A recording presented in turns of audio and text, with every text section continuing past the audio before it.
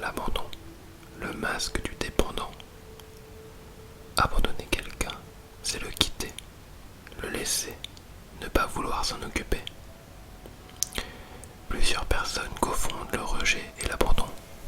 Regardons ensemble la différence. Si dans un couple, par exemple, l'un des partenaires décide de rejeter l'autre, il le repousse pour ne plus l'avoir à ses côtés. Si, par contre, il décide de l'abandonner, il le quitte, il s'en va pour s'en éloigner temporairement ou définitivement. La blessure vécue dans le cas d'un abandon est la deuxième blessure souffrante après celle du rejet, car ces deux dernières touchent l'être directement. Les trois prochaines blessures se situent davantage au niveau du avoir et du faire. Voici quelques exemples de situations pouvant réveiller la blessure d'abandon chez un enfant. Un petit enfant peut se sentir abandonné si sa mère se trouve tout d'un coup très occupée avec un nouveau bébé. Le sentiment d'abandon sera d'autant plus fort si le bébé nécessite plus de soins. Parce qu'il est souvent malade ou handicapé, l'enfant aura l'impression que sa mère le quitte continuellement pour s'occuper du bébé. Il commencera à croire que ce sera ainsi pour toujours, qu'il ne retrouvera plus jamais sa maman d'autrefois. Si ses parents partent travailler tous les jours et ont très peu de temps pour lui, lorsqu'il est amené à l'hôpital et qu'on doit le laisser là-bas, il ne comprend pas ce qui lui arrive. S'il est conscient qu'il a été le moindrement détestable dans les semaines précédentes, et s'il a senti que ses parents en avaient assez de lui, le sentiment d'abandon pourrait être plus prononcé. À l'hôpital, il pourrait décider de croire que ses parents l'ont abandonné pour toujours, même si ses parents vont le voir tous les jours. La douleur enregistrée au moment où il s'est senti abandonné prend le dessus.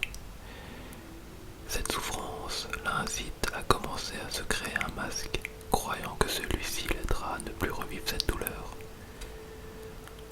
Lorsque ses parents l'emmènent chez une gardienne pendant leurs vacances, si sa mère est toujours malade et que son père est trop occupé ou absent pour s'occuper de lui, il est obligé de se débrouiller tout seul.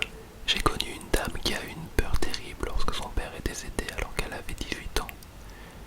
Ce décès, qui fut pour elle comme un abandon de sa part, a été très marquant, car depuis plusieurs années, sa mère ne cessait de lui dire qu'elle la mettrait à la porte dès qu'elle aurait 21 ans. Cette dame, qui se sentait rejetée par sa mère, a eu peur, car elle ne faisait que penser: que va-t-il m'arriver sans papa pour s'occuper de moi lorsque je devrais partir toute seule de la maison familiale? Plusieurs personnes souffrant de la blessure d'abandon ont témoigné d'un manque de communication de la part de leurs parents du sexe opposé lorsqu'elles étaient jeunes. Elles trouvaient ce parent trop renfermé et lui en voulaient de laisser l'autre parent prendre toute la place. Plusieurs de ces personnes étaient convaincues qu'elles n'intéressaient pas leurs parents du sexe opposé. Selon mes observations, la blessure d'abandon est vécue avec le parent du sexe opposé. Par contre, j'ai remarqué que très souvent, une personne souffrant d'abandon vit aussi du rejet.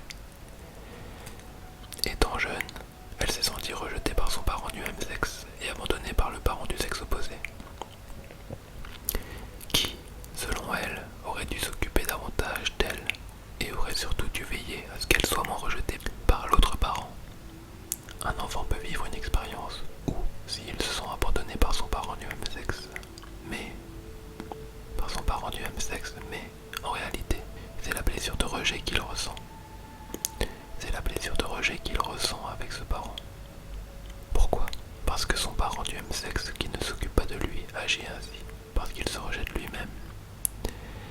Et c'est ça que l'enfant sent au plus profond de lui-même. Lorsqu'un parent se rejette et qu'il a un enfant du même sexe que lui, il est tout à fait normal et humain qu'il rejette cet enfant, même inconsciemment. Car celui-ci le ramène à lui-même constamment. L'exemple de la dame qui a perdu son père à 18 ans illustre bien cette double blessure de rejet et d'abandon.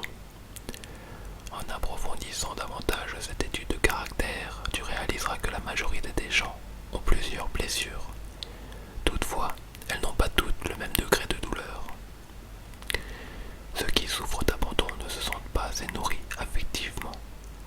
Le manque de nourriture physique peut aussi causer la blessure d'abandon, qui commence habituellement avant l'âge de 2 ans. Le masque que l'humain se crée pour tenter de se cacher sa blessure est celui de dépendant. J'utiliserai donc ce mot pour décrire la personne qui souffre d'abandon. Je l'appellerai tout au long du livre le dépendant. Ce masque est caractérisé par un corps qui manque de tonus. Un corps long, mince et qui s'affaisse indique une blessure d'abandon plus importante. Le système musculaire est sous-développé et semble ne pas vouloir tenir le corps droit, tout comme s'il avait besoin d'aide. Le corps exprime exactement ce qui se passe à l'intérieur d'une personne. Le dépendant croit qu'il ne peut arriver à rien tout seul et qu'il a besoin de quelqu'un d'autre pour le supporter. Son corps reflète ce besoin de soutien. On peut facilement voir en cette personne le petit enfant qui a besoin d'aide. Deux grands yeux tristes indiquent aussi la blessure d'abandon. Ce sont des yeux qui semblent vouloir attirer l'autre par le regard. Les jambes sont faibles. On a souvent l'impression que les bras sont trop longs, qu'ils pendent le long du corps. C'est le genre de personne qui ne semble pas savoir quoi faire de ses bras lorsqu'elle se tient debout, surtout lorsque d'autres personnes la regardent. Lorsqu'une partie du corps semble située plus basse que la norme, cela est aussi une caractéristique du masque de dépendant. Il peut aussi avoir le dos courbé, comme si sa colonne ne pouvait pas le supporter complètement. Certaines parties du corps peuvent être tombantes ou flasques, comme les épaules, les seins, les fesses, les joues, le ventre, le scrotum chez les hommes, etc. Comme tu peux voir, la caractéristique la plus frappante chez le dépendant est le manque de tonus des chairs. Aussitôt que tu vois une partie du corps qui est molle, tu peux en déduire que cette personne porte le masque du dépendant pour cacher sa blessure d'abandon. N'oublie pas que c'est l'intensité de la blessure qui détermine l'épaisseur du masque. Une personne très dépendante aura toutes les caractéristiques mentionnées plus haut.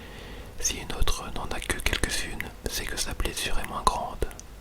Il est important de savoir que dans le cas où une personne est grosse et manque de tonus dans certaines parties de son corps, son excès de poids indique une autre blessure que nous verrons plus loin dans ce livre, alors que son manque de tonus indique sa blessure d'abandon. Tu devras aussi apprendre à bien faire la différence entre le masque de fuyant et celui du dépendant. Il peut y avoir deux personnes très minces à côté de toi, l'une est fuyante tandis que l'autre est dépendante. Tous les deux peuvent avoir de petites chevilles et petits poignets. La différence se voit surtout dans le tonus. La personne fuyante, malgré sa minceur ou sa petitesse, se tiendra bien, tandis que la personne dépendante aura une posture qui s'affaisse. On a l'impression que le fuyant a plutôt la peau collée aux os, mais avec un système musculaire solide, tandis que le dépendant a plus de chair, mais il manque de tonus. Lorsqu'une personne souffre des deux blessures, de rejet et d'abandon, tu pourras retrouver dans son corps certaines caractéristiques du fuyant et du dépendant. La blessure qui saute aux yeux, le plus. La blessure qui saute aux yeux, le plus, indique celle dont la personne souffre le plus souvent. Regarder les gens autour de soi pour découvrir leurs blessures est un excellent exercice d'intuition, parce que le corps nous dit tout sur la personne. Il y a de plus en plus de gens qui essayent, par tous les moyens, de modifier l'apparence de leur corps.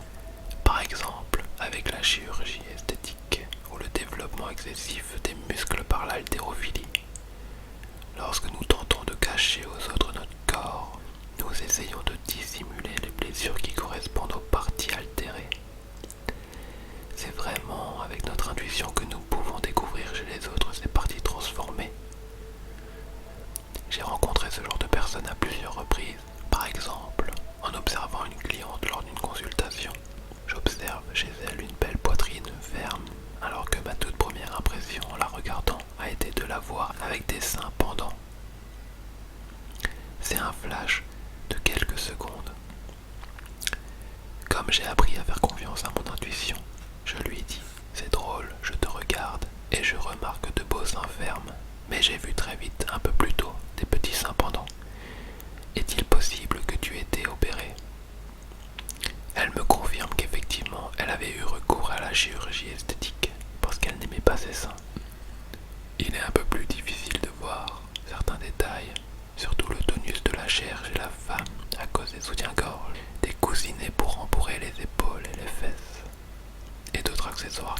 la confusion. De toute façon, la personne qui se regarde dans le miroir ne peut pas se mentir. Il est donc recommandé de suivre son intuition et le premier sentiment qui monte en regardant une autre personne. Je connais des hommes qui font de l'haltérophilie depuis qu'ils sont jeunes, et pourtant, malgré leurs beaux gros muscles, on peut sentir un manque de tonus quand même. C'est ce qui explique que lorsque ces hommes arrêtent leur exercice physique, ils se retrouvent avec un corps très flasque. Cela se produit seulement chez les hommes dépendants. Ce n'est pas parce qu'on cache une blessure par des moyens physiques que la blessure est réglée. Je reviens à mon exemple de plaie sur une main cité au premier chapitre.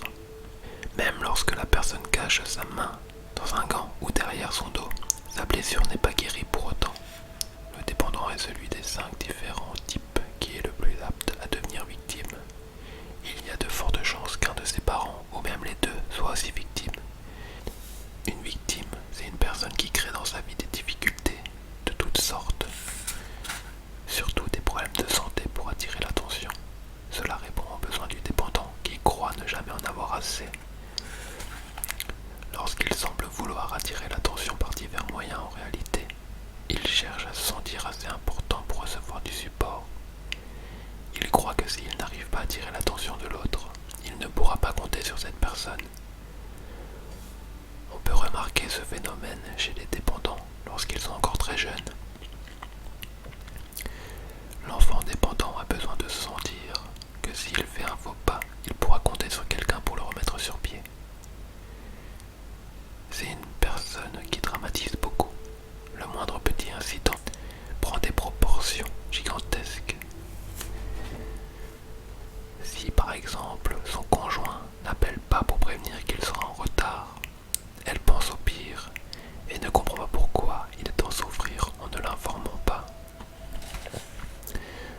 En voyant une personne qui se comporte en victime, on se demande souvent comment elle parvient à se faire arriver autant de problèmes.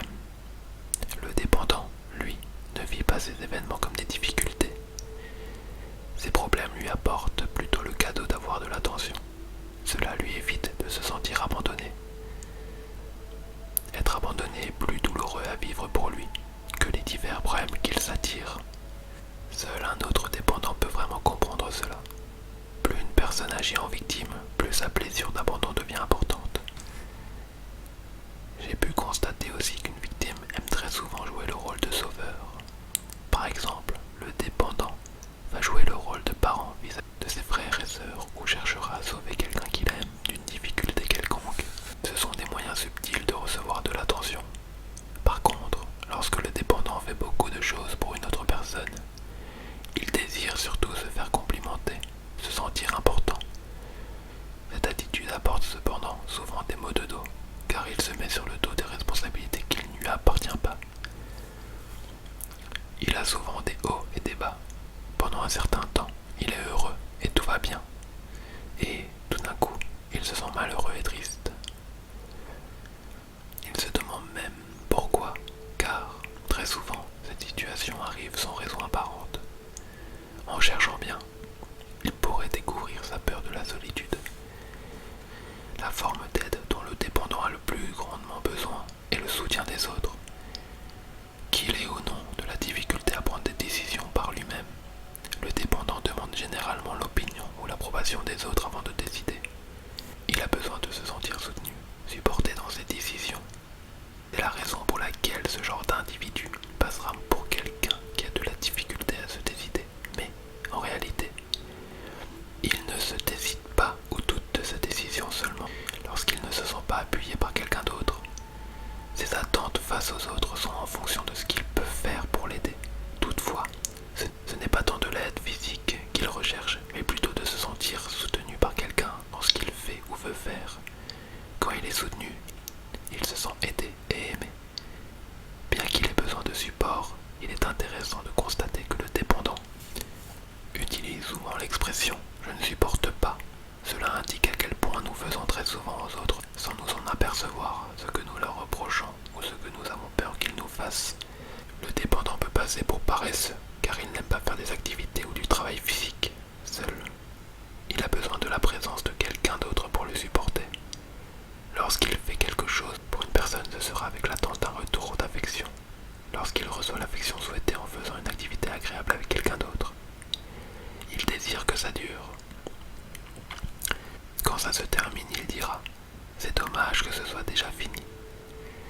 la fin de quelque chose d'agréable est vécue comme un abandon. La personne dépendante qui est dans sa partie victime a tendance à avoir, surtout chez les femmes, une petite voix d'enfant et à poser beaucoup de questions. Cela se voit quand elle demande de l'aide. Elle a beaucoup de difficultés à accepter un refus et a tendance à insister. Plus elle souffre en se faisant dire non, plus elle est prête à utiliser tous les moyens pour obtenir ce qu'elle veut, c'est-à-dire la manipulation, la bouderie, le chantage, etc. Le dépendant demande donc souvent des conseils parce qu'il ne se croit pas capable d'y arriver seul. Mais il n'écoute pas nécessairement les suggestions reçues. Il fera par la suite ce qu'il veut puisque ce qu'il recherchait n'était pas nécessairement de l'aide, mais plutôt du soutien. Lorsqu'il marche avec d'autres personnes, il les laisse passer devant lui car il préfère que les autres le guident. Il croit que s'il se débrouille trop bien seul, personne ne s'occupera de lui à l'avenir et l'isolement qu'il veut fuir à tout prix se produira.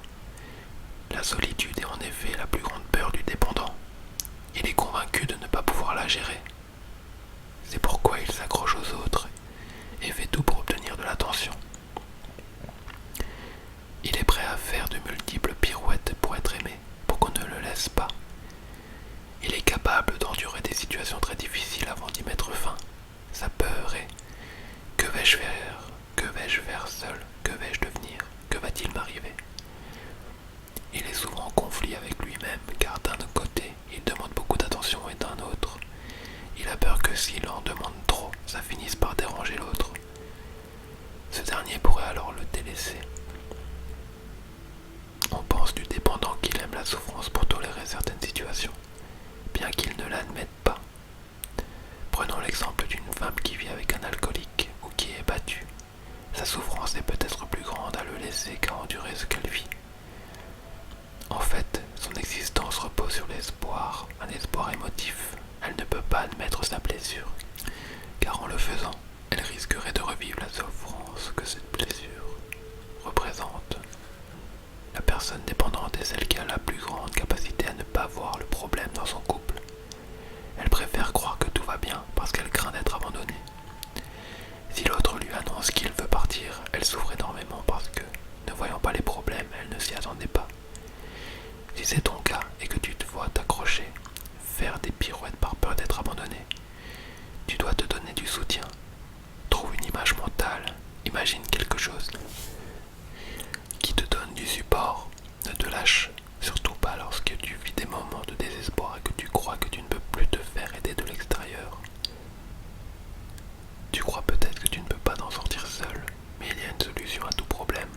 En te supportant toi-même, la lumière se fera et tu trouveras la solution. Le dépendant a beaucoup de difficultés avec le mot laisser, qui pour lui est synonyme d'abandonner. Si par exemple le dépendant parle avec une personne qui lui dit « je dois te laisser, je dois partir », le cœur lui fait mal. Le simple fait d'entendre le mot laisser, même au téléphone, soulève des émotions en lui.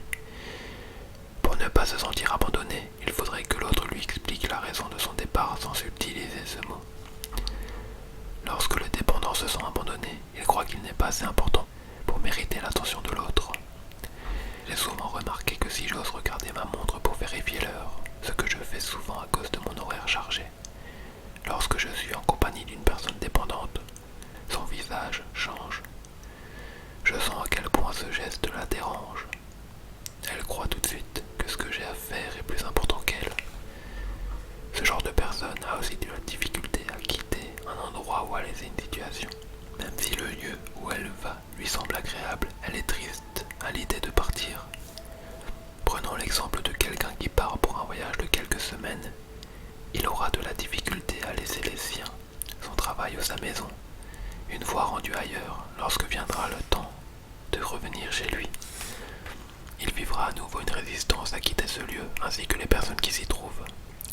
L'émotion la plus intense vécue par le dépendant est la tristesse. Il la ressent au plus profond de lui sans comprendre ni pouvoir expliquer d'où elle vient. Pour ne pas la sentir, il recherche la présence des autres. Il peut cependant aller à l'autre extrême, c'est-à-dire se retirer, laisser tomber la personne ou la situation qui lui cause cette tristesse ou ce sentiment de solitude. Il ne réalise pas que chaque fois qu'il laisse tomber quelqu'un ou quelque chose, il abandonne à son tour. En moment de crise, il peut aller jusqu'à penser au suicide. En général, il ne fera qu'en parler et menacer les autres de le faire, mais il ne le fera pas, car tout ce qu'il recherche, c'est du soutien. S'il fait une tentative de suicide, il se manquera. Si après plusieurs essais, personne ne veut le soutenir, il est possible qu'il finisse par se suicider véritablement. Le dépendant a aussi peur de toute forme d'autorité. Il s'imagine que quelqu'un qui utilise une voix ou affiche un air autoritaire ne voudra pas s'occuper de lui. Il le croit indifférent et froid. C'est pour cette raison qu'il est chaleureux avec les autres, même au point de se forcer parfois. Il croit qu'en étant ainsi, les autres seront chaleureux, attentifs, non froids et non autoritaires. Le dépendant utilise souvent le mot absent ou le mot seul. En parlant de son enfance, par exemple, il dira qu'on le laissait souvent seul, que sa mère ou son père étaient absents. Il peut reconnaître qu'il souffre d'isolement lorsqu'il vit une grande anxiété à l'idée d'être seul. Il croit que tout serait tellement mieux si une autre personne se trouvait avec lui. Un humain peut très bien se sentir seul, mais sans souffrir. Le degré d'anxiété détermine le degré de la souffrance. Se sentir isolé génère aussi un sentiment d'urgence chez la personne qui en souffre, car elle a peur que ce qui lui manque lui soit refusé ou devienne inaccessible ou non disponible au moment où elle le souhaite. Ce qui se cache derrière la sensation d'isolement est le fait que celui qui en souffre se ferme inconsciemment à la chose ou à la personne qu'il désire tant auprès de lui. Il ne s'ouvre pas pour recevoir ou accepter la dite chose, ou la personne par peur de ne pas pouvoir y faire face. Il a également peur des émotions que toutes ces attentions pourraient lui faire vivre. On remarque facilement ce comportement parmi les nombreuses personnes qui sabotent leur propre bonheur. Aussitôt qu'une relation devient plus intense, elle s'arrange pour mettre un terme à celle-ci. La personne dépendante pleure facilement, surtout lorsqu'elle parle de ses problèmes ou de ses épreuves. Dans ses pleurs, on peut sentir qu'elle accuse les autres de la laisser tomber. Lorsque surviennent tous ces problèmes ou ces maladies, elle accuse même Dieu de l'abandonner. Elle pense avoir une bonne raison. Elle ne réalise pas qu'elle laisse elle-même souvent tomber les autres. Elle ne se rend pas compte non plus du nombre de projets qu'elle laisse tomber en cours de route. Son ego lui joue encore une fois des tours, comme à nous tous d'ailleurs.